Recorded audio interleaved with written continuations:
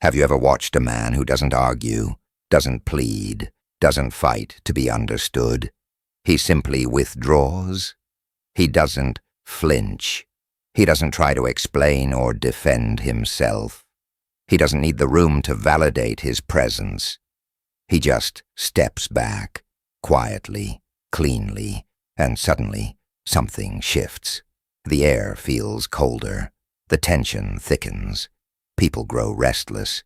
And in that silence, something louder than words begins to echo. This isn't passivity. It's a demonstration of power in its most elegant, unnerving form. Machiavelli understood this intimately. To him, withdrawal was not surrender. It was domination by absence. He wrote, "A prince must know how to disappear without losing his influence." Because when absence is strategic, it becomes a mirror. And in that mirror, people don't just see you. They see their dependence on you.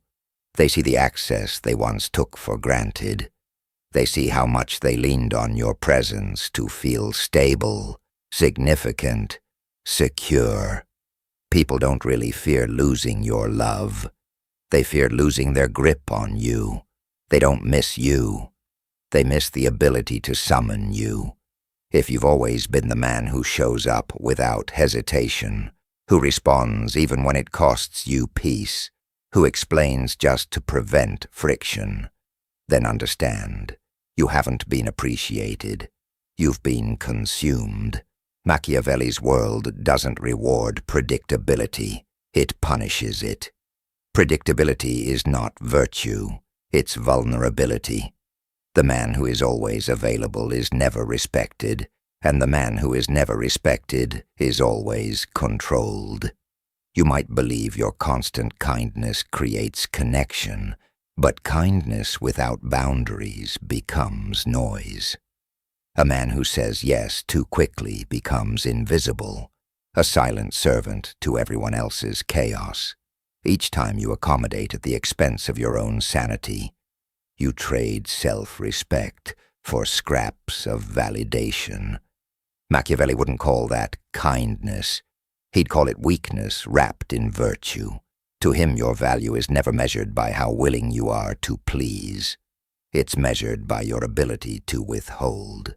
When you're always there, you become common. And what's common is never treasured. Scarcity, not presence, builds power.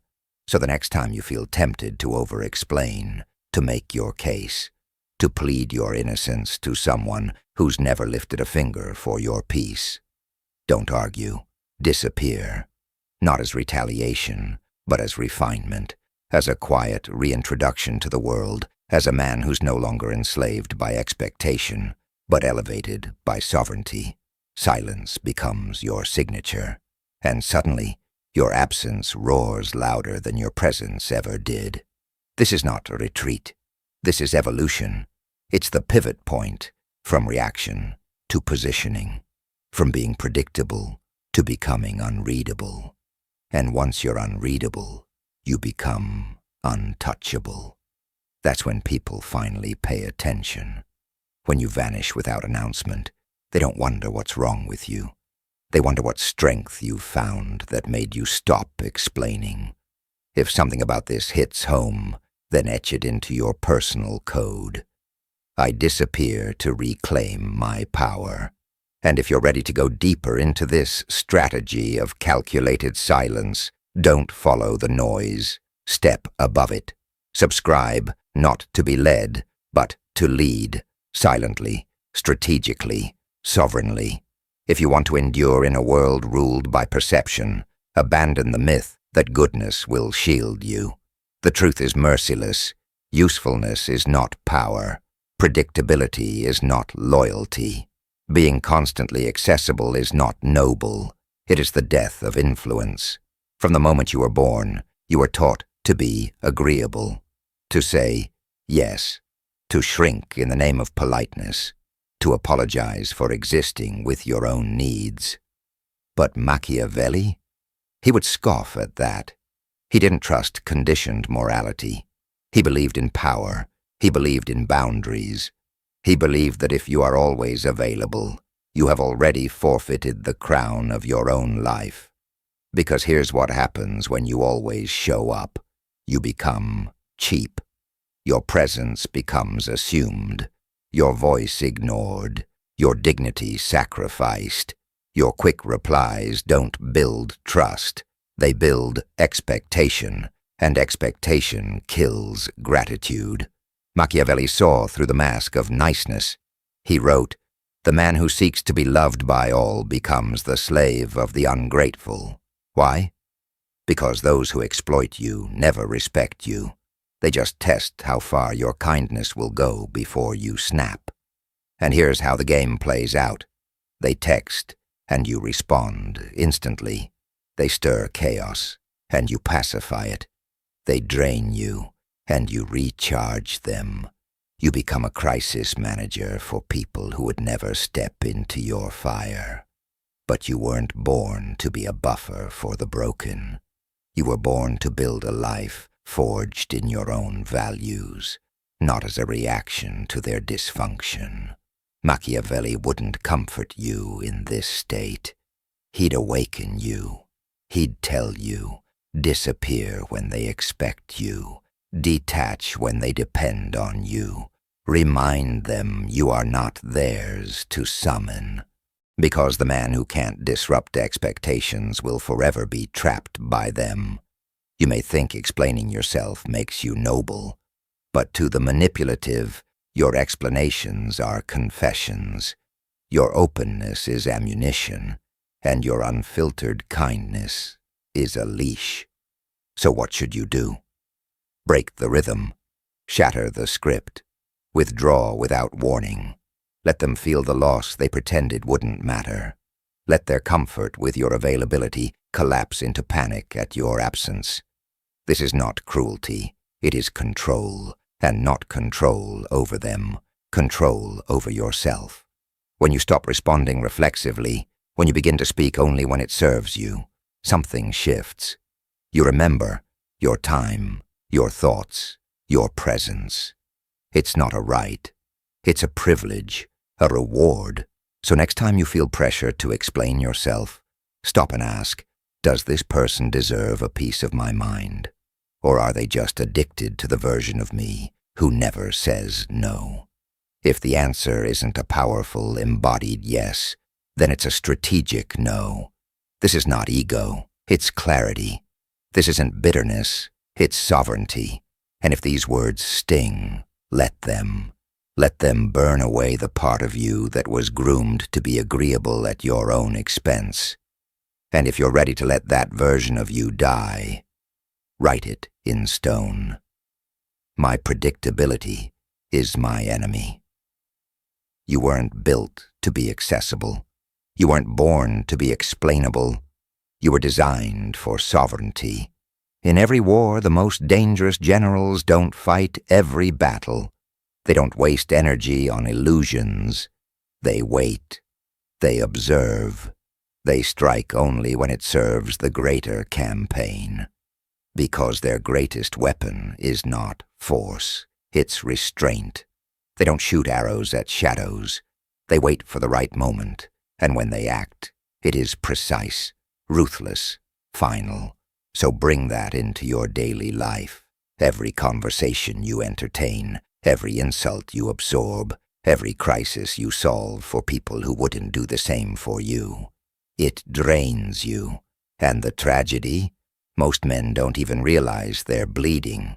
They wake up exhausted, not from effort, but from exposure.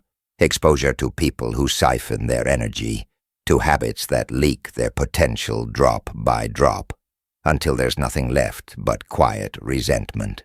Machiavelli wouldn't call this burnout. He'd call it a tactical failure. Because the man who spends his power on petty conflicts has nothing left when the real war comes. And don't kid yourself. There is a real war, one that demands your full strength. Your energy is not infinite, it's currency, and who you spend it on reveals who commands you. Carl Jung once said that every thought Every emotion draws from a limited reservoir. But Machiavelli went further. He didn't just protect his energy, he weaponized it.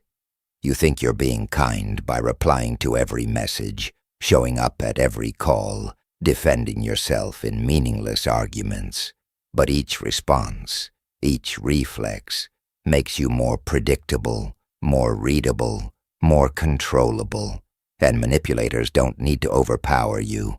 They just need you to waste yourself. And you comply, in the name of love, in the name of being good, in the name of avoiding guilt. But what you're really doing is handing over the keys to your kingdom. Now here's the brutal truth. Some of you have been lied to. You've been seduced by comfort, told that ease is the goal. You've bought into the fantasy that happiness comes from coasting, from taking the path of least resistance. You scroll through social media looking for quick hits of dopamine. Someone else's six-pack, someone else's car, someone else's highlight reel. And you sit there wondering why you feel empty. It's because deep down, your soul knows the truth. You weren't built for comfort. You were forged for war. And every second you spend running from the battlefield, avoiding the hardship, you're dying a slow death inside. You are not designed to be a passive observer of life. You are meant to engage it head on. The struggle, the grind, the chaos. This is where you find your power. If you've been waiting for some magical day when it all gets easier, let me save you some time. That day doesn't exist, but that's the good news, because ease doesn't sharpen a blade. Pressure does, fire does, the forge does. So don't fear the fire, run into it. You want to know what separates the average man from the extraordinary? It's not talent, it's not luck, it's not having a head start. It's the decision, made day after day, to endure what others won't. To lean into discomfort while others seek distraction, to chase challenge while others chase comfort. The man who dominates isn't necessarily stronger or smarter. He's simply more relentless. He's the one who shows up when no one's watching. He's the one who embraces silence when others crave applause. That kind of man doesn't need validation. He doesn't need approval. He validates himself through his actions, through his discipline, through the choices he makes when it's cold, when it's painful, when no one else is willing to push. This isn't about hype. This isn't about hype-up speeches or inspirational quotes.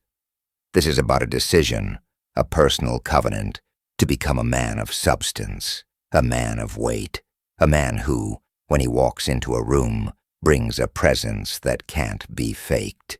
And if you think that's just words, look at history. Every great man, every single one, bled for something. They weren't handed their greatness. They were carved by pain, loss, and hardship. Warriors, leaders, kings. They had scars you'll never see, wounds that never fully healed, but they carried them with pride, because those wounds were proof they stood for something. They didn't crumble when it got tough. They stood up. They kept moving. They faced hell and refused to back down. That's what legacy is built on. Not how easy your life is, but how deep you're willing to dig when everything in you wants to quit. So I ask you now, what are you willing to endure? What pain are you willing to embrace? Because if you want to be remembered, if you want to be more than just another face in the crowd, you have to be willing to go where most men won't. You have to carry weight most men refuse to lift. The road won't be straight. It won't be smooth. And that's the point. Every detour, every failure, every breakdown is an opportunity, an invitation to rise. Stop seeing adversity as the enemy. Start seeing it as the training ground. Every moment you suffer is shaping the man you're becoming. Every rejection is chiseling away weakness. Every loss is sharpening your edge. You don't grow in the light. You grow in the dark. You grow when no one claps.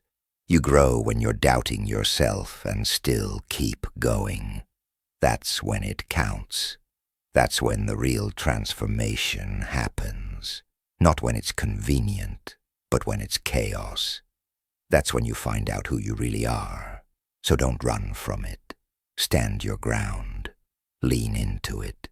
Let it shape you. Let it make you dangerous. Because in the end, the man who dominates is not the man who had it easy. It's the man who chose purpose over pleasure. The man who embraced responsibility like armor.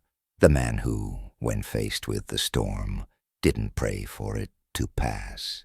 He became the storm. And if you're willing to go there, if you're willing to live like that, then I promise you, there's nothing that can stop you. Not the critics, not the doubt, not the pain. You'll walk through it all with fire in your chest and steel in your spine. And when people look at you, they won't see a man who had it easy. They'll see a man who made himself, one brutal day at a time.